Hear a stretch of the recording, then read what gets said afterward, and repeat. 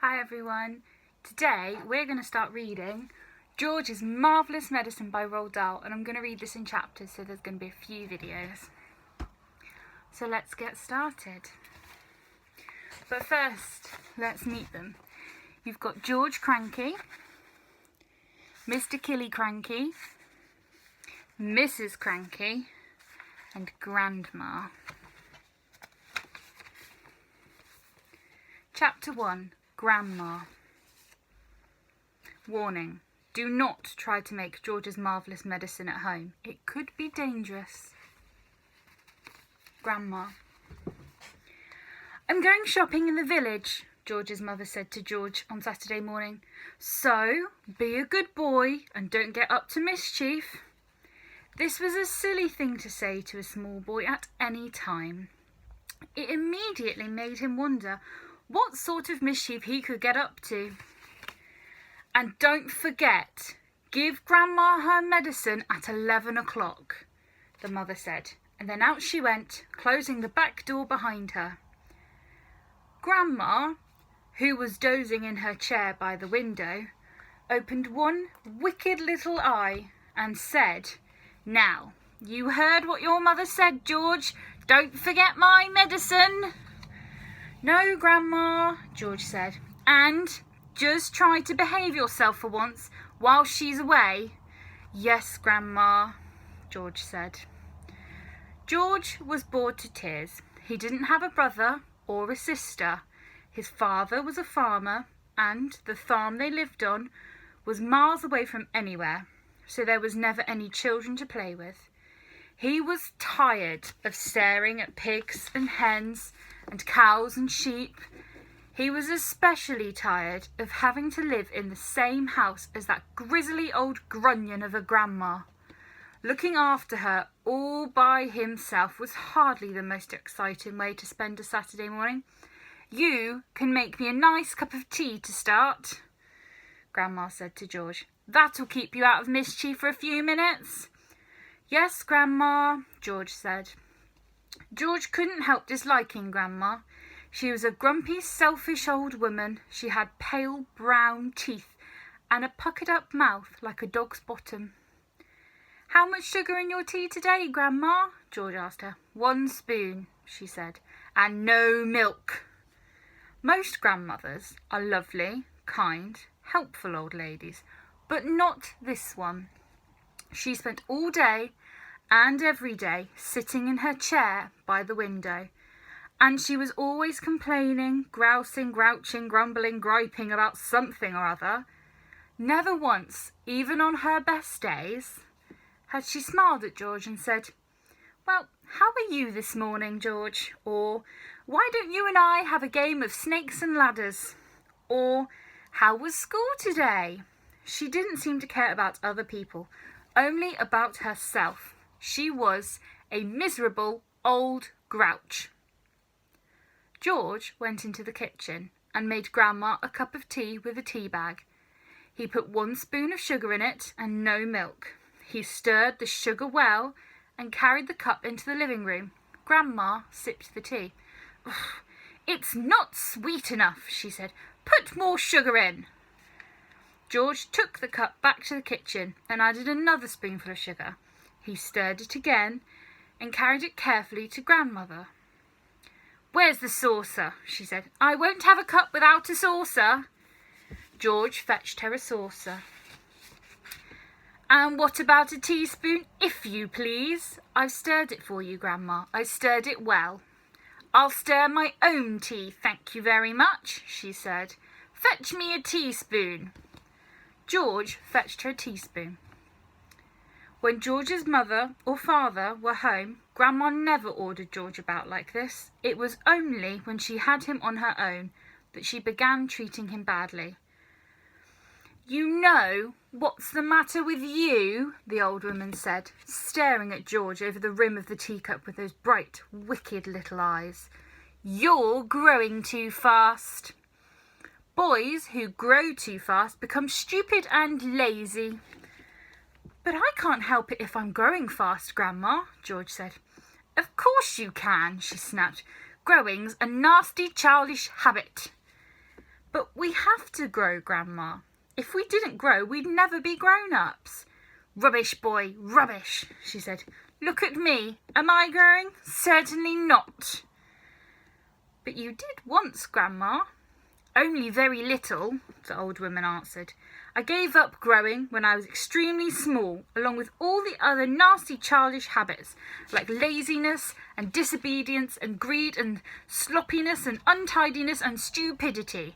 You haven't given up any of these things, have you? I'm still only a little boy, Grandma. You're 8 years old, she snorted. That's old enough to know better. If you don't stop growing soon, it'll be too late. Too late for what, Grandma? It's ridiculous, she went on. You're nearly as tall as me already. George took a good look at Grandma. She certainly was a very tiny person. Her legs were so short she had to have a footstool to put her feet on, and her head only came halfway up the back of the armchair. Daddy says it's fine for a man to be tall, George said. Don't listen to your daddy, Grandma said. Listen to me. But how do I stop myself growing? George asked her. Eat less chocolate, Grandma said. Does chocolate make you grow? It makes you grow the wrong way, she snapped. Up instead of down. Grandma sipped some tea, but never took her eyes from the little boy who stood before her. Never grow up, she said. Always down. Yes, Grandma. And stop eating chocolate.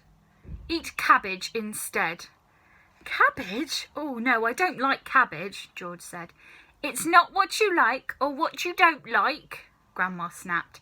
It's what's good for you that counts. From now on, you must eat cabbage 3 times a day. Mountains of cabbage. And if it's got caterpillars in it, much better. Ugh, George said. Caterpillars give you brains, said the old woman. Mummy washes them down the sink, George said. Mummy's as stupid as you are, Grandma said. Cabbage doesn't taste of anything without a few boiled caterpillars in it. Slugs, too. Oh, not slugs, George cried out. I couldn't eat slugs. Whenever I see a live slug on a piece of lettuce, Grandma said, I gobble it up quick before it crawls away. Delicious.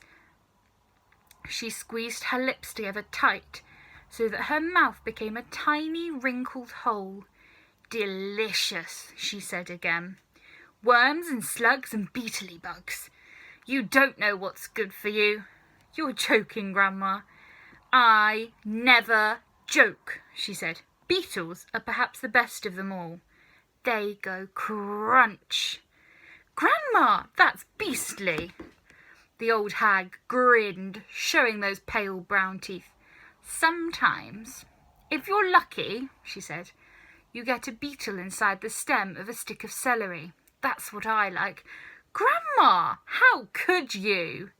You find all sorts of nice things in sticks of raw celery, the old woman went on. Sometimes it's earwigs. I don't want to hear about it, cried George. A big, fat earwig is very tasty, Grandma said, licking her lips. But you've got to be very quick, my dear, when you put one of those in your mouth. It has a pair of sharp nippers on its back end, and if it grabs your tongue with those, it never lets go. So you've got to bite the earwig first, chop, chop, before it bites you. George started edging towards the door. He wanted to get as far away as possible from this filthy old woman. You're trying to get away from me, aren't you? She said, pointing a finger straight at George's face. You're trying to get away from Grandma.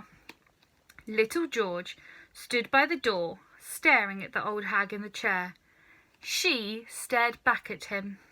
Could it be, George wondered, that she was a witch?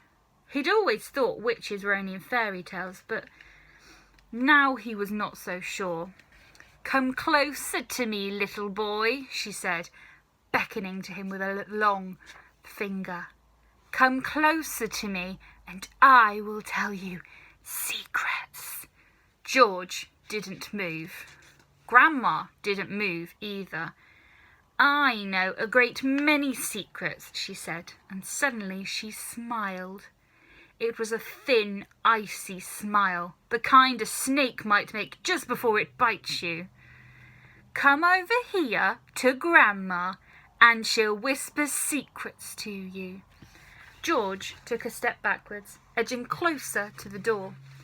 "You mustn't be frightened of your old grandma," she said, smiling that icy smile. George took another step backwards. "Some of us," she said, and all at once she was leaning forward in her chair and whispering in a throaty sort of voice George had never heard her use before. "Some of us," she said, "have magic powers that can twist the creatures of this earth into wondrous shapes." A tingle of electricity flashed down the length of George's spine. He began to feel frightened.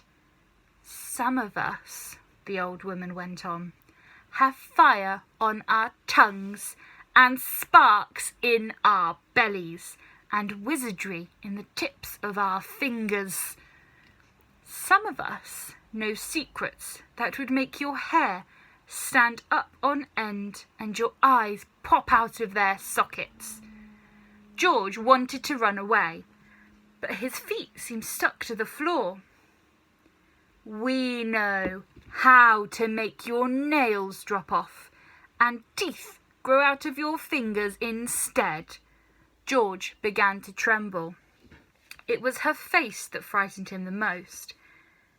The frosty smile, the brilliant, unblinking eyes. "We know how to have you wake up in the morning with a long tail coming out from behind you."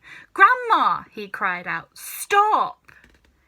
"We know secrets, my dear, about dark places where dark things live and squirm and slither all over each other." George made a dive for the door. "It doesn't matter how far you run," he heard her saying. "You won't ever get away." George ran into the kitchen, slamming the door behind him.